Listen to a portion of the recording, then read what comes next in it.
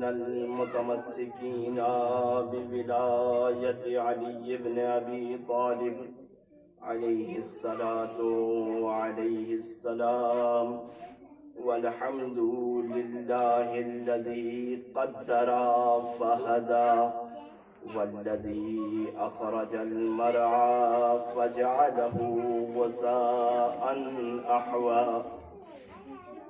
سنقرئك فلا تنسى. ثم الصلاة والسلام والتحية والإكرام على الرسول المسدد والمصطفى الأمجد والمحمود الأحمد أبي القاسم محمد.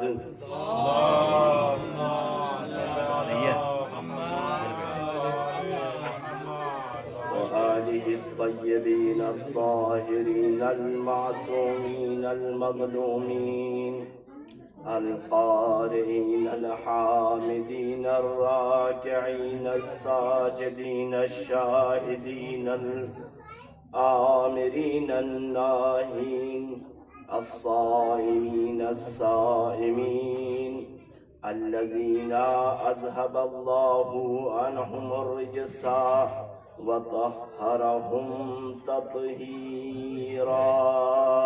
اللهم صل على محمد وآل محمد وعجل فرجهم.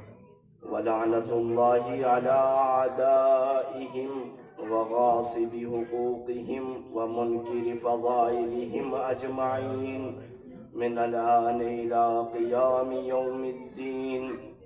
أما بعد، فقد قال الرضا عليه الصلاة والسلام في زيارة فاطمة المعصومة: اللهم إني أسألك أن تختم لي بالسعادة فلا تسلب مني ما أنا فيه. صلوات محمد وآل محمد. اللهم صل على محمد وآل محمد.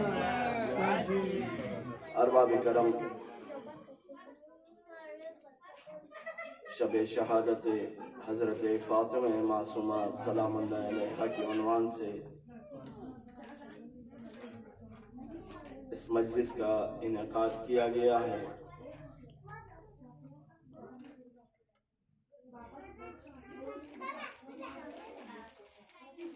اس لیے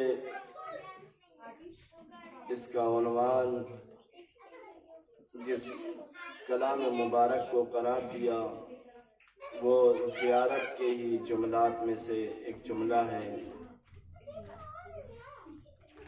جو ہمارے اور آپ کے آٹھویں امام امام رضا علیہ الصلاۃ والسلام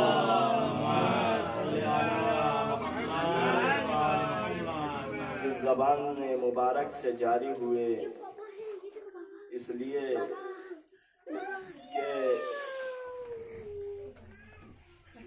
استاد رفیع کی تحقیق کے مطابق تقریباً 4000 سے زیادہ جو امام زادے ایران میں موجود ہیں، ان میں صرف ایک ہی زیارت نامہ ایسا ہے جو سندن، روایتاً، متناً، درایتاً ہر اعتبار سے معصور ہے، یعنی معصوم سے صادر ہوا ہے اور اسے معصوم نے اپنی زبان مبارک سے صادر کیا ہے، اور وہ زیارت نامہ کسی اور کا نہیں، جناب فاطمہ معصومہ سلام اللہ علیہا کا ہے۔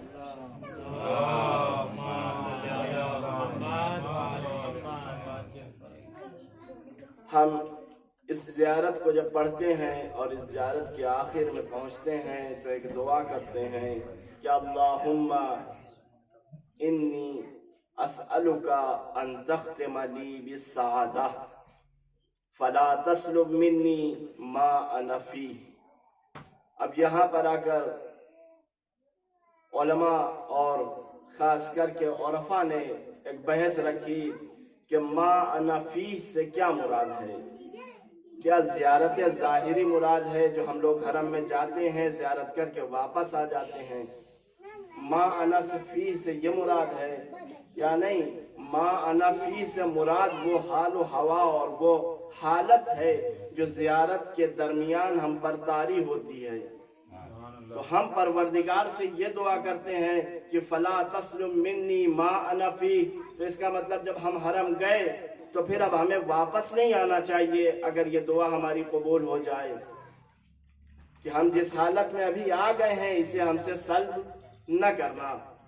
یا نہیں، دوسرا معنی جو علماء نے بیان کیا وہ یہ کہ نہیں، اس حال و ہوا جو ہے، اس فضا میں جو ہم وارد ہوئے ہیں، نورانی فضا ہے، پربرکت فضا ہے، معنوی فضا ہے، ہمیں اس حالت سے، یہ حالت ہم پر جو طاری ہوئی ہے زیارت کے عوض میں، اسے ہم سے سلب نہ کرنا۔ تو اکثر علماء من جملہ قاضی طباطبائی صاحب مرحوم اس بات کے قائل ہیں کہ نہیں، معنی دوم جو ہے وہ زیارت میں ترجیح رکھتا ہے، اس لیے کہ کوئی ایسا نہیں ہے، شاید سینکڑوں سال میں ایک انسان کے پاس کے لیے اتفاق ہو کہ وہ حرم آئے اور زیارت کرے اور وہیں اس کا انتقال ہو جائے۔ تو اگر اس معنی میں لے لیں، صرف اس معنی میں کہ بھائی اس حال و ہوا، یعنی انسان حرم کے اندر ہو، زری کے سامنے ہو، یعنی جسے ہم حرم کہتے ہیں، اس محوطے میں موجود ہو، اس چہار دیواری میں موجود ہو اور وہاں اس کا دم نکل جائے، تبھی یہ معنی صادق آتا ہے۔ یا نہیں، اس حال و ہوا اور وہ نورانی فضا جس کے اندر ہم اس زیارت کے بعد وارد ہوئے ہیں اور آخر میں یہ دعا کر رہے ہیں کہ پروردگار فلا تسلم منی ما انا فی، پروردگار اس حالت کو ہم سے سلب نہ کرنا۔ صلوات پڑھنا محمد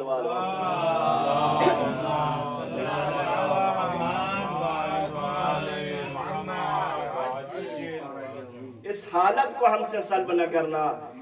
اگر یہ معنی لے لیں تو یہ ایک زیارت جو انسان کو بعض اوقات، ہر انسان اتنا خوش نصیب نہیں ہے کہ ہر روز زیارت کر رہا ہے، یا قم میں ہے ہفتے میں ایک دن زیارت کر رہا ہے، یا ہر مہینے زیارت کر رہا ہے۔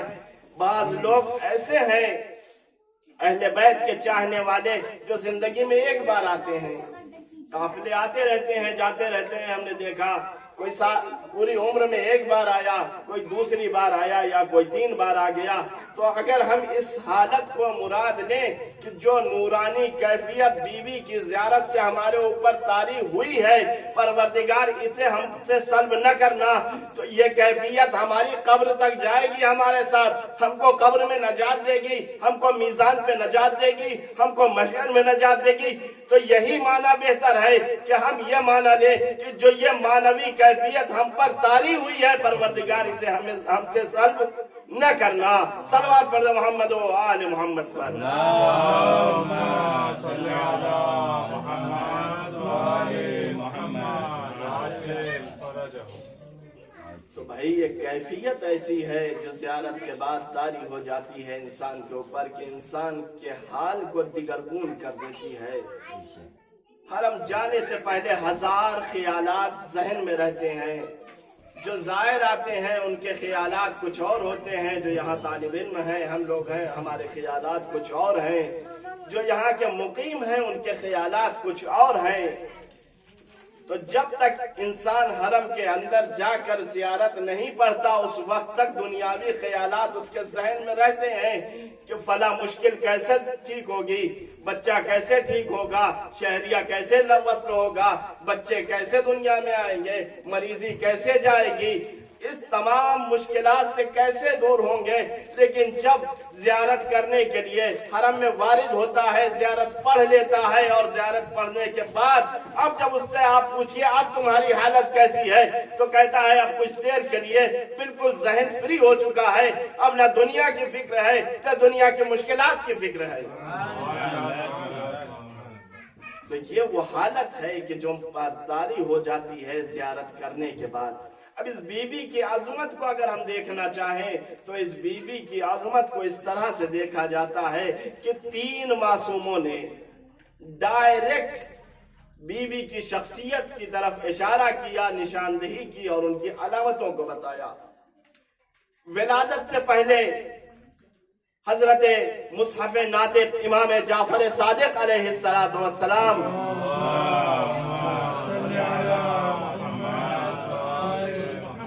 ساتویں امام کو بشارت دیتے ہیں کہ تمہارے یہاں ایک ایسی مولود وجود میں آئے گی جو شیعوں کے لیے باعث برکت ہوگی۔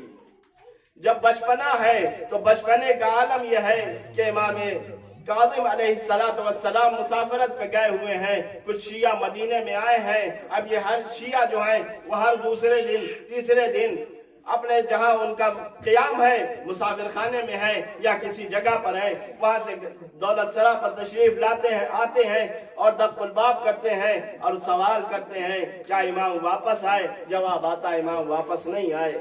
کئی دن گزر گئے، اب جب انہوں نے محسوس کیا کہ اب ہمیں اتنی دیر ہو گئی ہے کہ اب گھر والے پریشان ہوں گے، اب شہر والے پریشان ہوں گے، گاؤں والے پریشان ہوں گے، ہمیں واپس چلنا چاہیے۔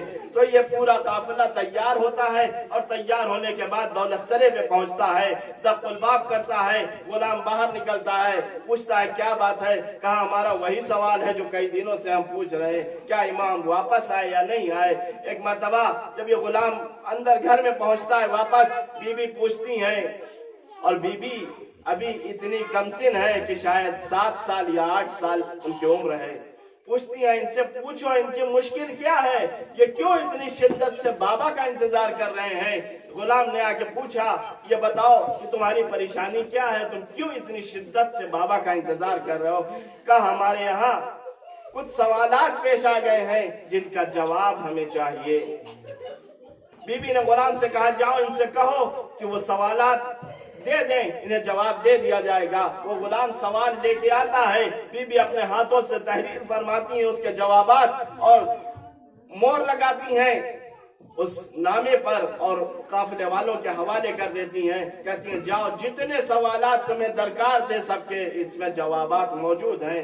اب جب یہ کارواں نکلنا چاہتا ہے تو شک میں ہے، نہ جانے کیسا جواب ہے، امام نے دیا نہیں ہے، مستقیم امام سے ملاقات ہوئی نہیں ہے، کریں تو کیا کریں؟ تو ایک مرتبہ جب یہ قافلہ نکلنے لگتا ہے مدینے سے باہر تو شہر کے باہر ہی ان کو گرد و خاک نظر آتی ہے صحرا سے، کیا دیکھتے ہیں کہ کارواں آ رہا ہے، یہ سب ٹھہر جاتے ہیں دروازے پر۔ دروازے پہ ٹھہرنے کے بعد جب وہ کارواں نزدیک آتا ہے تو دیکھتے ہیں خود امام کاظم علیہ السلام کا کارواں ہے۔ کہتے ہیں کیا بات ہے، تم لوگ اتنا پریشان کیوں ہو؟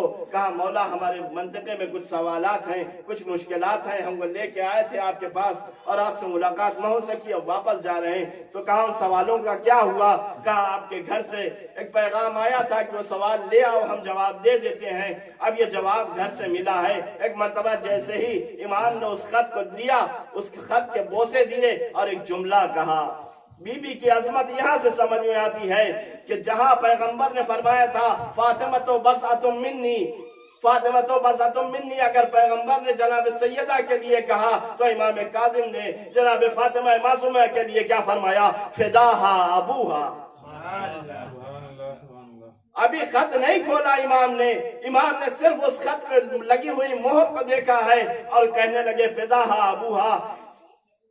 سوال ہوا مولا آپ خط کا جواب تو دیکھ لیجئے، کیا وہی جواب ہے؟ کہا یہ وہی جواب ہے جو میں دینے والا ہوں، اور یہ وہی سوالات تمہارے جو مجھے دیتے تو میں یہی جواب دیتا، نہ اس میں ایک نقطہ کم ہوتا نہ اس میں ایک نقطہ زیادہ ہوتا۔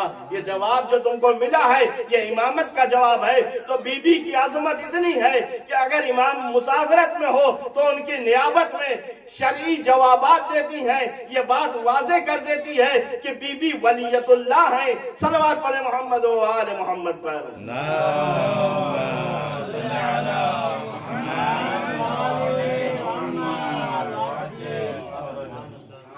اور پھر وہ روایات جو زیارت کے سلسلے میں ہیں جو امام جواد سے نقل ہوئی ہیں، من زار عمتی بقوم فلہ الجنہ، دوسری ایک روایت جس میں من زارہا فلہ الجنہ، یہ روایت بھی امام جواد سے۔ اس زیارت میں یہ دیکھیے کہ بعض حدیثوں میں یہ ہے کہ ان کی معرفت کے ساتھ اگر زیارت کریں تب جنت ملے گی، لیکن یہ روایت جو صحیح السند بھی ہے اور صحیح الروایت بھی ہے، یعنی راوی بھی اس کا صحیح ہے اور اس کی سند بھی صحیح ہے، اس کا متن بھی صحیح ہے، تو اس کے لیے جب یہ لکھ دیا گیا ہے، یہ امام نے فرما دیا کہ من زارہا فلہ الجنہ، کہ جس نے جناب فاطمہ معصومہ کی زیارت کی ہے اس پر جنت واجب ہوتی ہے۔ تو یہاں سے وہ دنیا میں آنے سے پہلے کا مقام، کہ امام صادق علیہ السلام، وہ دنیا میں رہنے کے بعد کا مقام، یہ شہادت کے بعد کا مقام، تو اس عظمت کی یہ بیوی ہے۔ اب ہمیں کیا کرنا ہے اس کے سامنے، کس طرح سے اس کے ساتھ پیش آنا ہے، یہ ہمیں سمجھنا ہوگا، یہ ہمیں جاننا ہوگا۔ ہم قوم میں ہیں، ہمارا کچھ وظیفہ ہے، ہماری کچھ ذمہ داریاں ہیں۔ ہفتے میں نہیں جا سکتے، مہینے میں نہیں روز نہیں جا سکتے، مہینے میں، ہفتے میں، تیسرے دن، چوتھے دن ہمارے اوپر اس بات کا وجوب پایا جاتا ہے کہ ہمیں جانا چاہیے زیارت کے لیے۔ اور اس کے بعد جو ہے اگر دیکھیں تو آج قوم مرکز ہے کس عنوان سے؟ علم کے عنوان سے۔ تو بی بی کے در پر جو آتا ہے وہ علم پاتا ہے۔ اب علم کی فضیلت کیا ہے؟ روایت، ساری روایتیں ہیں کہ العلم نور، العلم فضیلت، العلم افضل، العلم نعمت، العلم فریضۃ، العلم حیاء، العلم حاکم، العلم حیات۔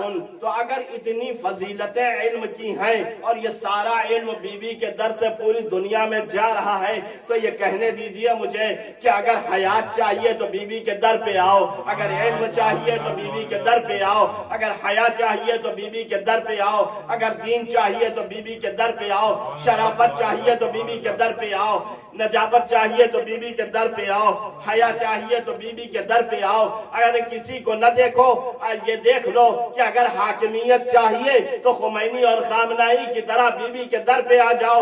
خامنائی صاحب سے ایک جوان پیپر والے نے پوچھا کہ یہ بتائیے آقا، کیا آپ حرم جاتے ہیں؟ کیا ہر ہفتے جاتے ہیں؟ مہینے میں جاتے ہیں؟ کیا تم نے جواب یہ دیتے ہیں آقا، کیا تم نے ہم کو اتنا غافل سمجھ لیا ہے کہ ہم اس شخصیت سے غافل ہو جائیں جو ہماری ولی نعمت ہے؟ اگر میں علناً نہیں آتا تو اس کا یہ مطلب نہیں ہے کہ میں زیارت حضرت فاطمہ معصومہ کو نہیں آتا۔ 100 کلومیٹر کے فاصلے سے رہنے میں یہ مطلب نہیں ہے کہ میں نہیں آتا۔ ان کا یہ جواب ہے، وہ بھی آئے، خمینی صاحب بھی آئے۔ علامہ طباطبائی فرماتے ہیں کہ جو میں نے تفسیر المیزان لکھی اس میں اکثریت جو برکت ملی مجھے وہ اس بیوی سے ملی۔ آیت اللہ مرشی کا بیان ہے کہ ہم نے وہ برکتیں کسی اور شہر میں نہیں دیکھی علم کے اعتبار سے جو شہر قم میں آنے کے بعد مجھے ملی۔ اتنی حمایتیں تھیں مرشی نجفی صاحب کے ساتھ نجف میں، لیکن وہ وہاں کتاب خانہ نہیں بنا پائے، وہ وہاں مرکز علمی نہیں بنا پائے، لیکن جب قم میں آئے تو انہوں نے ایسا کتاب خانہ بنا دیا ہے، ایسا مرکز علمی بنا دیا ہے کہ اب تا قیامت یہ باقی رہے گا۔ اور اس کے بعد اگر ہم دیکھیں کہ اس بی بی کی اور کیا فضیلتیں ہیں تو بی بی کی فضیلت میں ان کی زیارت نامے میں جو جملات ہیں وہ بی بی کی فضیلت کو بخوبی بیان کرتے ہیں۔ آپ جا کے دیکھیے کہ کیا آج تک دنیا میں کسی کے ساتھ ایسا ہوا ہے، کسی کے یعنی غیر معصوم جو ہے، فرزندان معصوم یا متعلقین معصوم میں سے کیا کسی کے زیارت نامے میں ایسا ہے کہ جب آپ کو اسے سلام کرنا ہو تو آپ آدم سے لے کر خاتم تک پہلے سلام کریے، ائمہ کو سلام کریے، 14 معصومین جو اللہ کی طرف سے منصوص من اللہ ہیں انہیں سلام کریے، تب جا کر نوبت پہنچتی ہے بی بی کو سلام کرنے کی۔ زیارت یہاں سے شروع ہوگی، السلام علیکہ، السلام علی آدم صفوت اللہ، السلام علی نوح نبی اللہ، السلام علی ابراہیم خلیل اللہ، السلام علی موسیٰ کلیم اللہ، السلام علی عیسیٰ روح اللہ، السلام علیکہ یا رسول اللہ۔ تو اولو العزم سارے پیغمبروں کو ہم نے سلام دیا۔ اس کے بعد السلام علیکہ یا امیر المومنین سے لے کر امام زمانہ تک سلام دیا۔ اس بی بی کی عظمت تو دیکھیں کہ جب اتنی ہستیوں کو جو پروردگار سے منصوص ہیں، ان سے منسوب ہیں، ان کی طرف سے تعین ہوئی ہیں، ان ہستیوں کو جب ہم سلام کر چکتے ہیں تب اس بی بی کو سلام کا مقدمہ فراہم ہوتا ہے. اس کے بعد کہتے ہیں السلام علیکم یا بنت رسول اللہ. یہ عظمت ہے اس بی بی کی کہ اتنے مقدمات کے بعد ہم اس بی بی کو سلام کرتے ہیں. اور اس کے بعد اس بی بی کو سلام کرنے کے سلسلے میں یہ ہے کہ ایک بار اس کا رشتہ دیکھتے ہیں. ہم زیارت میں کہتے ہیں اس سے بڑی فضیلت اور کیا ہوگی کہ امام رضا علیہ السلام نے دو نسبتیں بیان کی بی بی کے لیے. ایک تو جسمی نسبت ہے، فرماتے ہیں السلام علیکم یا بنت رسول اللہ، السلام علیکم یا بنت فاطمہ و خدیجہ. ہر انسان کے سمجھ میں آ جائے گی یہ بات. السلام علیکم یا بنت الحسن والحسین. یہاں تک ہر انسان کے بات سمجھ میں آتی ہے کہ بی بی کی نسبت ہے ان سب سے، ان سب کی بیٹی ہے بی بی، لہذا ان کی نسبت سے بی بی کو سلام کیا جاتا ہے. لیکن عقل حیران ہو جاتی ہے جب امام رضا اس سے آگے بڑھتے ہیں اور اس کے بعد کہتے ہیں السلام علیکم یا اخت ولی اللہ، السلام علیکم یا عمت ولی اللہ، السلام علیکم یا بنت ولی اللہ. تو نہ جانے یہ کون سی نسبت ہے کہ امام رضا جناب فاطمہ معصومہ کو دے رہے ہیں. بنت ولی اللہ، اخت ولی اللہ، امّہ ولی اللہ، ولی خدا کی بیٹی، ولی خدا کی بہن، ولی خدا کی پھوپھی. تو اس نسبت سے سمجھ میں آتا ہے کہ جس طرح پیغمبر نے جناب سیدہ کو فرمایا تھا فاطمہ تو بضعۃ منی، فاطمہ میرا ٹکڑا ہے، یعنی رسالت کا جز جیسے فاطمہ زہرا سلام اللہ علیہا، ویسے امامت کا جز جناب فاطمہ معصومہ سلام اللہ علیہا. صلوات پڑھ دے محمد و آل محمد.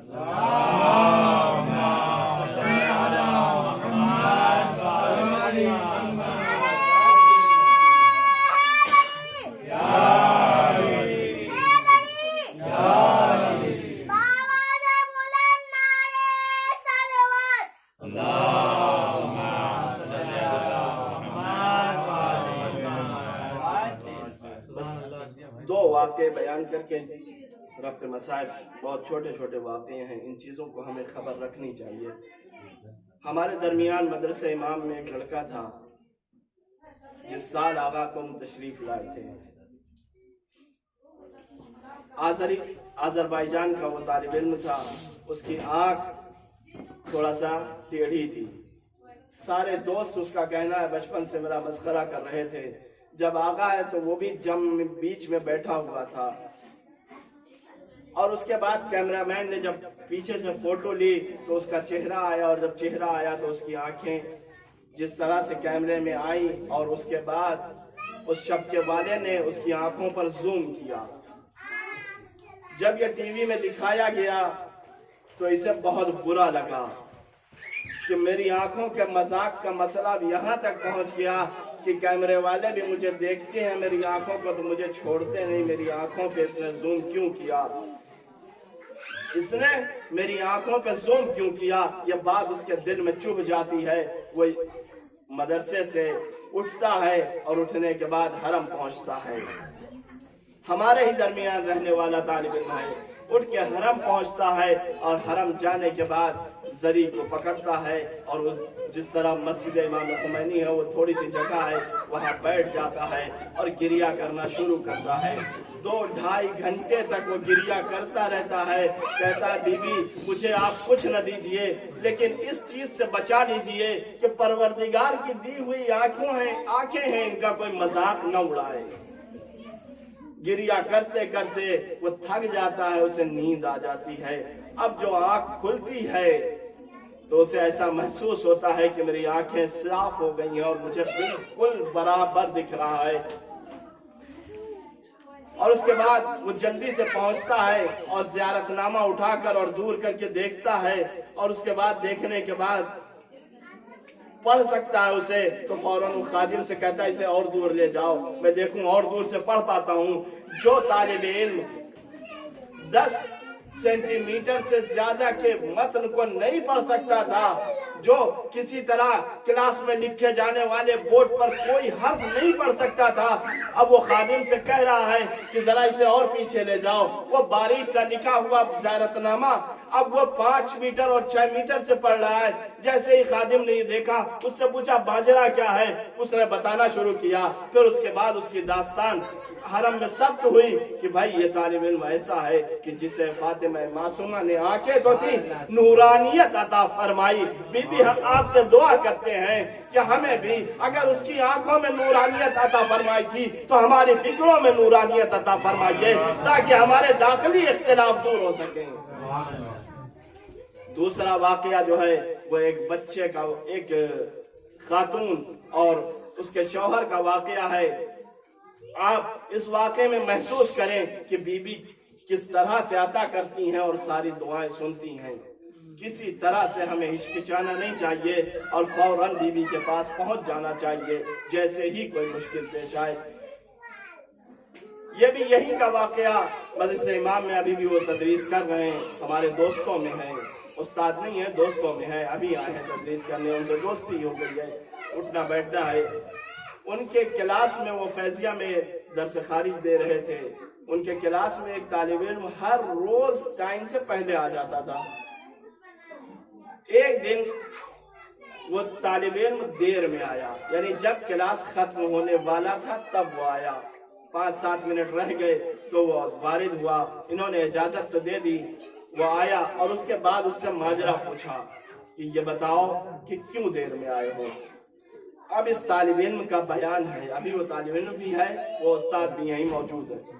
उनका उस तालिब इल्म का बयान ये है कि मैं जब ज़ियारत पढ़ के और बाहर निकल रहा था तो वहीं सहने तलाई में मैंने देखा कि एक जनो शौहर है, मियाँ बीवी हैं, जवान हैं, जो बैठे हुए हैं मैदान के बीच में जरी की तरफ रुख किए हुए और ज़ारो कतार ऐसा रो रहे हैं कि इंसान का दिल तोड़ दे रहे हैं। हर चलने वाले का कदम वो रोक दे रहे थे। मैं भी रुक गया, उस्ताद मैं क्या करता, मेरा भी दिल न चाहा उनको छोड़ के आने का। मैं रुक गया कि माजरा क्या है, ये जवान इतना बिलक के और ये खातून इतना बिलक के किस बात पे रो रही है। कुछ देर न गुजरी थी कि 2 अदद अरब, वो भी मियाँ बीवी, इधर से वारिद हुए सहने इमाम रजा से। और जैसे ही वो इस दर सहने तलाई में वारिद हुए, बच्चे ने, एक बच्चा है 2 साल का, जिसने बीच में उस बैठी हुई औरत को देखा। अब उसको खुशबू महसूस हुई कि ये बच्चा, ये माँ है मेरी, या उसे पता हुआ, उसने देख लिया कि ये मेरी माँ है, दौड़ के गया और अपनी माँ के गले में लिपट गया। अब ये कैसे हुआ, ये हैरत करने की बात है। ये जनाब मासूमा का यानी मोजज़ा समझिए इसे, या उनकी करामत कहिए, या उनकी अता कहिए, या उनकी बख्शिश कहिए। अब उसने पूछना शुरू किया, उसने फौरन पूछा भाई ये माजरा क्या है, ये बच्चा कौन है, तुम ईरानी हो, वो अरबिस्तान से आया हुआ है, रियाज का रहने वाला, तुम ईरानी, ये बच्चा कैसे तुम्हारे पास आ गया। तब उस अरब ने, उस अरब रियाज के रहने वाले ने, शिया था, वो पिछले साल इमाम रजा की ज़ियारत पे आया था 1 साल पहले, और उससे दुआ की थी मौला अगर फर्जंद दे दीजिए तो मैं पहला काम जो करूंगा वो आपकी ज़ियारत करवाऊंगा। और उसके बाद उसने बहुत से लोगों को सुपुर्द कर दिया कि भाई कहीं कोई बच्चा अगर मिले 2 साल तक का तो वो मुझे हवाले करवा दो, हम उसकी परवरिश करेंगे, उसे अपनी फर्जंदी में ले लेंगे, जिसे फारसी में कहते हैं फर्जंद खानिदे, तो हम उसे अपनी फर्जंदी में ले लेंगे और उसकी परवरिश करेंगे, वो हमारा बेटा हो जाएगा। कई साल हो गए हमारी शादी को, बच्चे नहीं हो रहे हैं। अब वहां से उसने जिन लोगों से कह रखा था, उसमें से जिनका कांटेक्ट यहाँ तक था, उन्होंने हरम से इस बच्चे को चोरी करवाया। वो बच्चा 3 दिन पहले, सिर्फ 3 दिन पहले हरम से गायब हुआ था, और उसके बाद वो हरम से गायब होने के बाद वो बच्चा यहाँ से बंदर अब्बास ले जाया गया। बंदर अब्बास से वो बच्चा दुबई पहुंचा, दुबई से उसी घंटे फ्लाइट थी उनकी, अरे गाड़ी पे बिठाया उसे और वो सीधे रियाज पहुंच गए। By road. और रियाज पहुंच जाने के बाद उस आदमी ने उस अरब के हवाले उस बच्चे को किया और अपना पैसा लिया, जो उसने उससे वादा किया था, उसने उसको नकदी पैसा दिया और वो वहां से चला आया। ये वाकया तमाम जैसे ही उस अरब को ये बच्चा मिला, इसने चूंकि इमाम रजा से वादा कर रखा था, मौला जैसे ही फर्जंद की खबर मुझे मिलेगी मैं आपकी ज़ियारत को आऊंगा। चूंकि साहिब रसूख था वो आदमी, उसने फौरन टिकट निकाल इस बच्चे का एक दिन के अंदर अरबी शनासनामा बनवाया, पासपोर्ट निकलवाया और टिकट लिया और सीधे जो है वो तेहरान आ गए। वो लोग उसी दिन रात में तेहरान पहुंच गए। तेहरान पहुंचने के बाद उन्होंने मालूम किया तो कोई ट्रेन जाने वाली नहीं थी, मशहद की फ्लाइट नहीं थी। कहा कल सुबह 10 बजे आइएगा।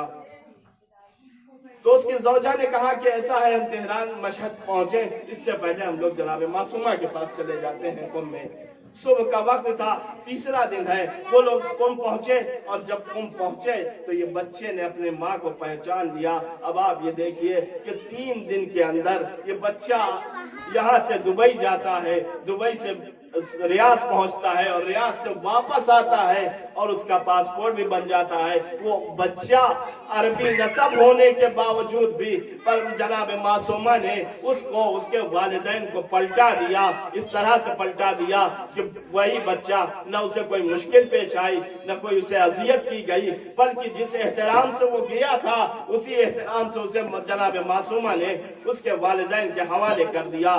सल्लल्लाहु अलैहि मोहम्मद व आले मोहम्मद।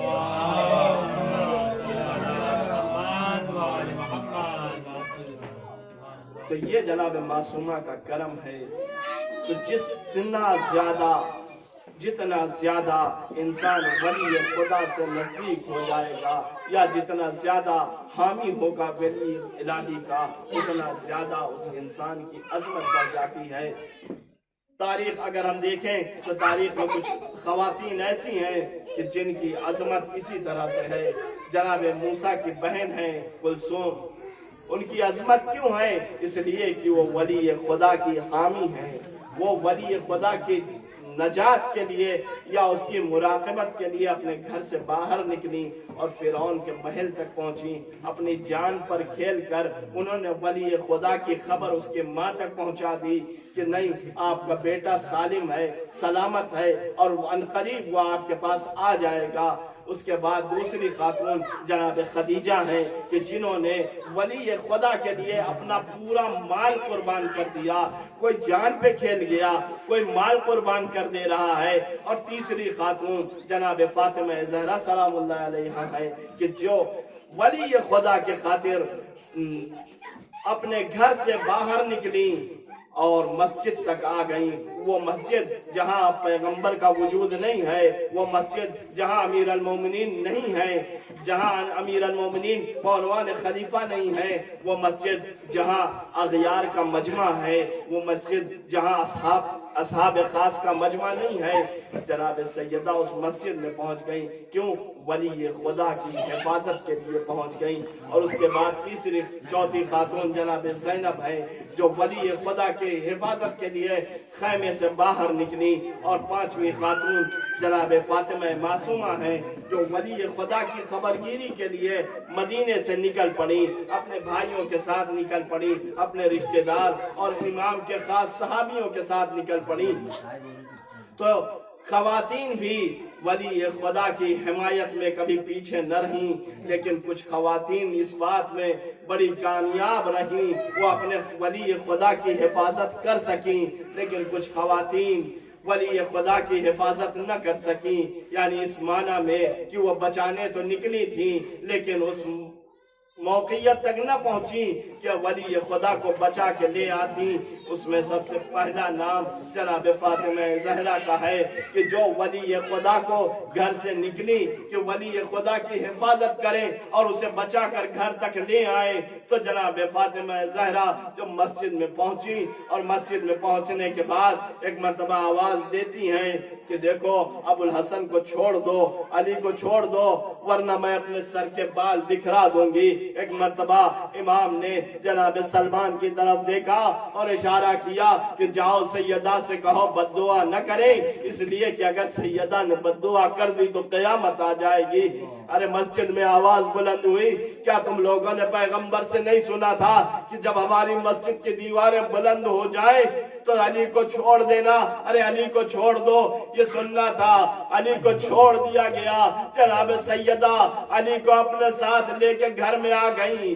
ارے جناب سیدہ علی کو بچا کے لے آئی۔ اے بی بی آپ بڑی خوش نصیب تھی، ولی خدا کو بچانے نکلی، اجرکم من اللہ، تو بچا کے لے آئی، علی کو گھر تک لے آئی۔ ابھی علی کے سر پر نیزہ گرز نہیں پڑا، علی کے بدن پہ تیر نہیں ہے، علی کسی طرح سے زخمی نہیں ہے، ان کو بچا کے آپ گھر لے آئی۔ لیکن ہائے رے خاتون، امام کے وقت کو بچانے کے لیے، ولی خدا کی حفاظت کے لیے خیمے سے باہر نکلتی ہے۔ اب جو میدان میں پہنچی تو جناب زینب نے کیا دیکھا؟ وہ شمر جالس علی صدرے، شمر جناب امام حسین کے سینے پر بیٹھا ہوا ہے۔ ایک مرتبہ امام نے جناب زینب کو اشارہ کیا، جناب زینب خیمے میں پلٹی، شمر کی طرف متوجہ ہوئے، کہا لقد ارتفع مرتفعا عظیما، اے بدبخت تو بہت بلند مقام پر بیٹھا ہوا تھا۔ ادھر جناب زینب نے خیمے میں قدم رکھا، فرات کا پانی نیزوں اچھلا، فضا میں آواز گونجی، قد قتل الحسین بکربلا، قد ذبح الحسین بکربلا، الا لعنت اللہ علی القوم الظالمین، انا للہ وانا الیہ راجعون۔ پروردگارہ تجھے واسطہ ہے محمد و آل محمد کا ہمارے اس قلیل عمل کو قبول فرما۔ پروردگار جس مقصد سے یہ مجلس برپا کی گئی ہے، صاحب مجلس کو ان کے مقاصد میں کامیابی عطا فرما۔ پروردگار تجھے واسطہ ہے جناب فاطمہ معصومہ کا طلاب کی مشکلات کو آسان فرما۔ پروردگار تجھے واسطہ ہے محمد و آل محمد کا جہاں جہاں بھی دنیا میں شیعان علی بن ابی طالب ہیں، ان کی جان مال عزت آبرو کی حفاظت فرما۔ پروردگار تجھے واسطہ ہے جناب سیدہ کا اور جناب فاطمہ معصومہ کا، ہماری خواتین کو، ہماری بچیوں کو سیرت فاطمیہ اور سیرت زینبیہ پر چلنے کی توفیق عطا فرما۔ پروردگار تجھے واسطہ ہے محمد و آل محمد کا، اور تجھے خاص خصوصی واسطہ امام جواد کا، شیعان علی بن ابی طالب کے گھروں میں جو بچے ہیں ان کی حفاظت فرما۔ پروردگار تجھے واسطہ ہے محمد و آل محمد کا، ہم جس مقصد سے اس شہر میں آئے ہیں ہمیں اس مقصد میں کامیابی عطا فرما۔ پروردگار تجھے واسطہ ہے امام جعفر صادق علیہ السلام کا، ہمیں علم حاصل کرنے سے زیادہ اس پر عمل کرنے کی توفیق عطا فرما۔ پروردگار تجھے واسطہ ہے جناب سیدہ کے شکستہ پہلوؤں کا، ہمارے امام زمانہ کے ظہور میں تعجیل عطا فرما، اور ہمیں ان کے آباد و انصار میں شمار فرما۔ ربنا تقبل منا انک انت السمیع العلیم۔